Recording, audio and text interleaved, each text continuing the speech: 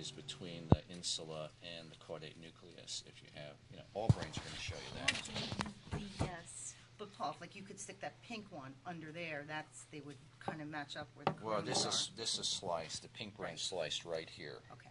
So it's sliced further in. So actually in the pink brain, this actually, where you don't see anything, would actually be where the insula is. This is sliced further in, so the pink brain show you instead. Because the cerebropedunculus, or projection fibers, the thick stalks on the front of the midbrain that you see on the upside down brain, then it becomes a wall of projection fibers called the internal capsule. It travels up between the hippocampus and the caudate nucleus. So 191 is the caudate nucleus? No, 191 on this is actually the choroid plexus of the lateral ventricle. Because the caudate nucleus Okay, I see where is in the lateral ventricle, in the wall of the lateral ventricle. This is all different numbers. One number means it's lateral ventricle, one number is that it's the caudate nucleus, and another number for the choroid plexus of the lateral ventricle. So we're going to film here? But they're all things you're supposed to know. So the projection, the cerebropeduncle stalks, or projection fibers, best seen on the upside down brain, the stalks on the front of the midbrain, they become a wall of projection fibers called the internal capsule, which passes up between the hippocampus, which is limbic, and the caudate nucleus, which is the only basal nucleus you ever see. Then at the top of it, it actually fans out into a peacock's tail, which different fibers going to different parts of the cerebral cortex, why it's called the corona radiata, the radiating crown. But we're kind of seeing the peacock's rump with the feathers cut off. So we just see the corona radiata as a band. But you can see it on every brain model. And of course, in the lateral ventricle, in the superior horn, you see the caudate nucleus.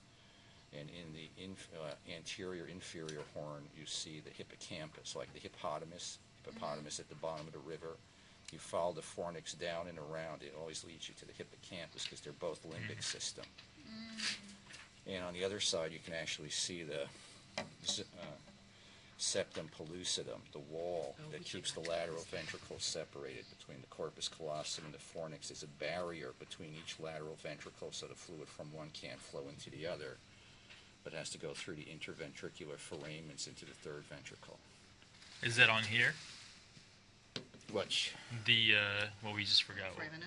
No, the pellucidum, the no. pellucidum. No. It's just on this You one. only see it on the pink brains, on all the pink brains. Gotcha. Same way, this doesn't open up, so you can put your finger a little bit into the lateral ventricle where the caudate nucleus is, but you're missing. So on the green brains, you're just kind of doing this. You're sticking your finger in there. But there's a lot more to the lateral ventricle. Gotcha. So on the green brains show you the insula. The pink brains show you the entire lateral ventricle, the hippocampus, and the internal capsule, which the green brains don't show you. There's really only three types of brain models. The green brains, all the pink brains, though they have different numbers, show you exactly the same stuff. And then there's the upside-down brains, which they use for the removal of whole brainstem. There's really only three types of brain models. Well, what does the hippocampus do? It's part of the limbic nuclei, specifically turns short-term memory into long-term memory. Really? Have you ever seen the movie? There's a real good movie with Guy Pearce. What was it called? Forget the name of it now, but both of his hippocampuses were damaged, so in the night his wife was murdered. So his perfect memory up to the night his wife was murdered. From that point on, he cannot make any new memories. So he wakes up each morning, he's got all these tattoos on